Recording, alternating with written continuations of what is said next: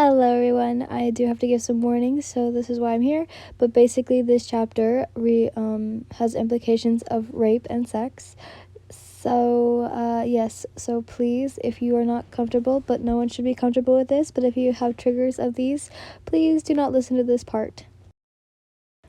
It's an science project, you replied. Akasa looks at you confused. I don't remember giving condoms for homework, he replied. It was a dare. You honestly spoke out. A dare? You really expect me to believe that? Akasa asks. I can prove it. I'm on a call with my friends who dared me. Your voice trails off as you check your phone to see no one on the call. They fucking betrayed me, you thought in disbelief. That'll be 1,000 yen, the cashier spoke out. You quickly turned around and gave him the money. Thank you, you yelled as you quickly ran out of there. Like you owe the money. Akasa let out a sigh as Kogashibo gave you 5 seconds before chasing after you. You looked back before seeing a scary Kogashibo chasing after you. You let out a screech and tried to run away faster, but to no avail. He caught you, and he always will. His arms were wrapped around your waist as he held you tight. You can run, but I'll always catch you, Yin. He whispers into your ear. You didn't know why, but what he said left a shiver down your spine. You let out a little awkward laugh. Akaza soon walked up to the two of you. I'll be sure to tell Muzan about this, Akaza told you as he crossed his arms. I swear, it's not what you think, sir. Besides, why am I getting scolded? Being punished? Isn't it... No. I don't like this sentence, but okay. Isn't it good I practice safe sex? You asked. Akaza just stared at you. From then, you knew you dug yourself into a deeper hole. I'm sorry, it was all a dare, I swear, you told them truthfully. Akaza only let out a sigh. Do you have a boyfriend? If so, who is it? Akaza asks. They were using this opportunity to know more. I don't have one, you cried out. I'm telling you, it was all a dare. Kogashibo and Akaza mentally let out a sigh of relief. They didn't have to kill a student. Akaza was able to speak, but then your stomach growled. You lowered your head out of embarrassment. Akaza let out a chuckle. Should we go to the nearest cafe? He suggested. You slowly nodded your head. Adorable, Kogashibo thought. Right, sir, Kogashibo, could you let me down now? You ask. Oh, right, Kogashibo mumbled as he soon let go of you from his grasp. He was a little upset you weren't wrapped around his arms anymore, but he thought that he would get to touch you anytime he wants when he finally gets you. The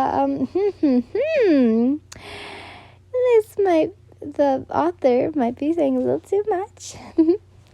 The three of you soon headed to the nearest cafe.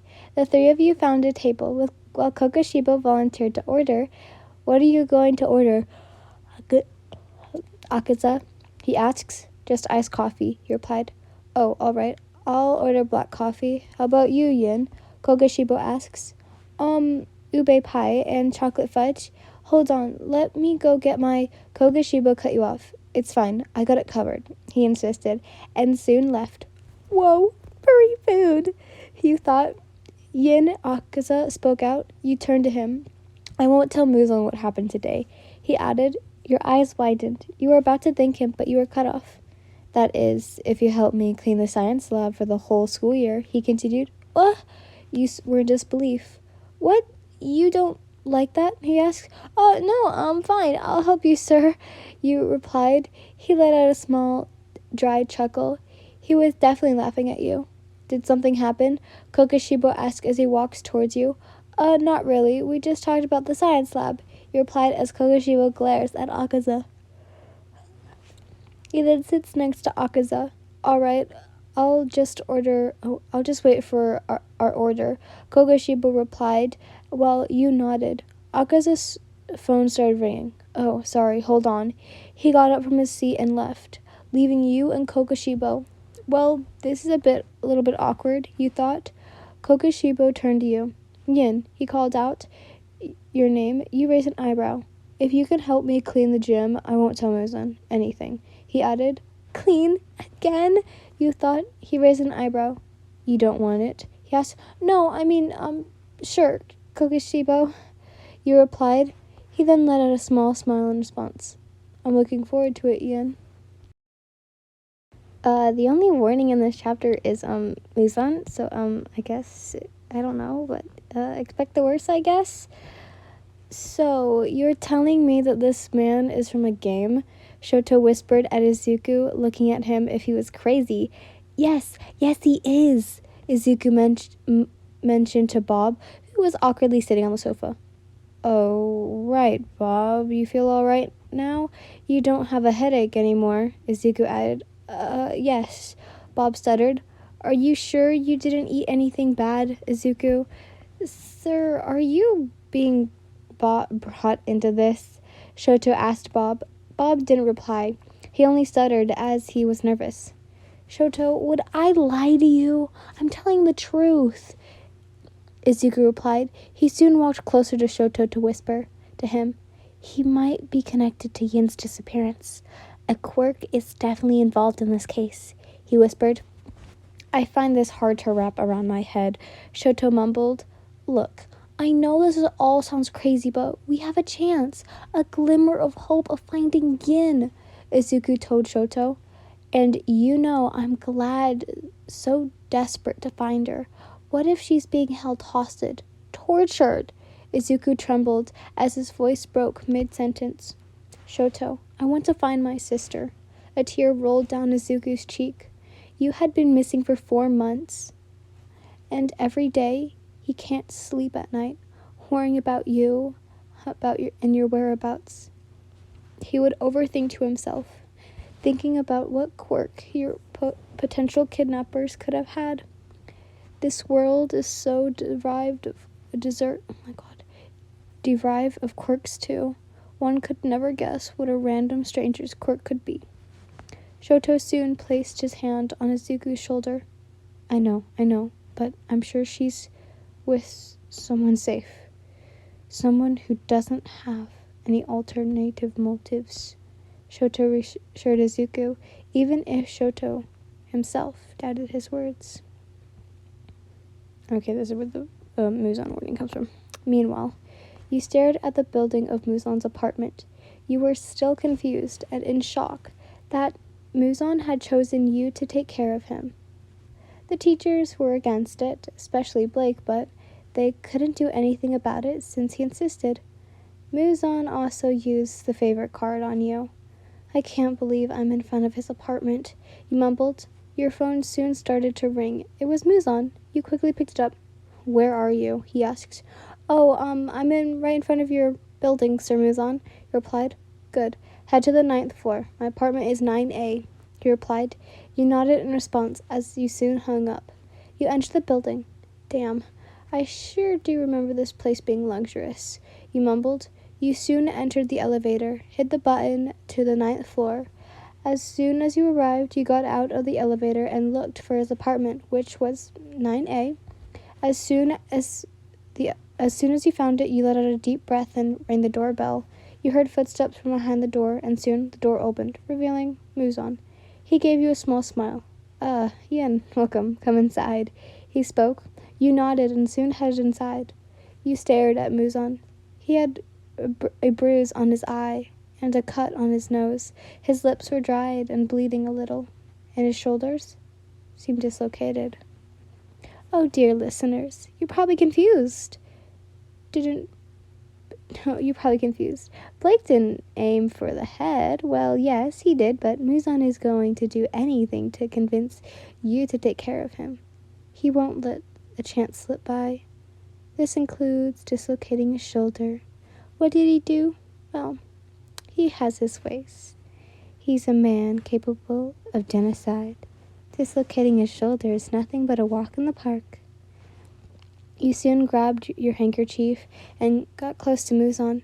Muzan flinched. He didn't expect you to be so close to him. Hold on, Sir Muzan. Your lip is bleeding. You mumbled. Muzan would have been lying if he didn't like this gesture. He loved it. You were taking care of him. Surely you cared about him. Surely you loved him back. It's only fitting. Besides, if you won't, then how dare you? How dare you not love him? How dare you not love a promise? A handsome, a smart, handsome, and all above everyone else. Muzan Kibutsiji. His eyes trailed down your lips. He noticed they had some lip balm on. Do you have your lip balm with you? He asks as you wipe his lips. God, all three of these chapters are have some mature content. Sorry, I'm not good with speaking words. But this chapter has some mature content in it. I haven't read it yet, so this is just what the warning says. But this has some mature content. So, yeah, but anyways, let's get on. You stared at Nezuko's sleeping face as he waited for Tanjiro to arrive at the hospital. Goodness, what happened to you, Nezuko? You mumbled as you caressed her cheek. You were worried for her. She's only fainted too. Someone soon entered the room. You looked to see Yurichi with Tanjiro. Tanjiro, oh my god, you're finally here. You walked towards him. Yeah, I came here as fast as I could. How is Nezuko doing? He asks. Well, the doctor said that she fainted from severe stress. You replied. Yin, I'll be outside. Yurichi informed you, to which you nodded. Nezuko, he mumbled, with a sad facial expression. The doctor said that if she rests, she'll be fine. You reassured him. Well, did she say anything? He asks. You found it a bit weird question. No, she didn't. You replied, all right then. Thank you so much, Yin. I shouldn't have left her alone. Tanjiro sighed. You rubbed his back for comfort. It's okay, Tanjiro. Important things is that you won't repeat it and know better, you told him. Yeah, that's right, he replied. You should go back home. I'll be sure to tell my mother and stay with Nezuko for the night, he added. You nodded in response. All right, call me if you need anything. Anything happens, though, you told him, and he told you that he would. He watched as you left. As soon as you were gone, his eyes flashed towards Nezuko. His facial expression turned into a natural one. What did you do, Nezuko? He mumbled. Time skip. You were in the PE class today. You were sitting on the bench with not much in the world since Kokoshiba was absent. Inosuke looks like he's zoning out, he chuckled as he stared at Inosuke's blank facial expression. Who is exactly a goalkeeper for football? Little did you know. He had something up his sleeve. Oh, it's you. Right, Yin, right? You turned around to see two boys whose names you assumed were, oh my god, Archels and Patrops. I don't know how to say their name, but they're like Greek names, but yeah. Yeah, oh, you're the guys who did the surprise adoption of the kittens, you spoke out as you found Archer's face smile. Yeah, it was me. You know, it was a very, very pog, he replied. Patrius looked at I almost said Arceus. Oh my god, what did I call him? Arceus and horror. Bro, why are you always pogging ever since you found out Luca Cancio? You made him your personality, bro. Patrius pouted. It's okay, we can just pog. Oh my god. Arceus replied. Patrius was not having any of it. He then turned around and was about to leave. Wait, bro, where are you going? Arceus asked. Oh, so now you're back to your sense, bro? Arceus crossed his arms. Sorry, bro. Boss is just pogging. It's so cool, bro, Arceus told Parseus. Sure, bro, he mumbled. Anyways, thanks for helping me, and with that, muscles, I mean abs, I mean rock hard abs, I mean six pack, I mean. He was cut off by you laughing. Yeah, I get it. You told him. Are you guys boyfriends? You asked. Yeah, he's my boyfriend. Archelaus replied. He's my boyfriend for real, for real. Parcleus also replied. It took them about a second to process what they had just said. Bro, you called me your boyfriend, bro. Archelaus looked at Patrius. He was close to crying. Yeah, bro, you called me your boyfriend too, bro. A tear rolled down Parcleus' cheek. That's because I love you, bro. Archelaus replied. Bro, I love you too. The two of them cried and hugged each other tightly. We're for lifers, bro, they shouted. Wow, I have matched a couple yet again. When is it my turn, God Games? You asked as you looked up at the sky.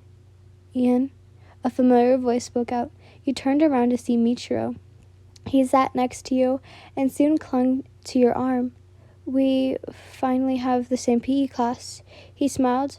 Oh, yeah, it is because Sir Kokoshibo is absent, you asked. He nodded in response. I wish that asshole was absent every day, Michiro thought.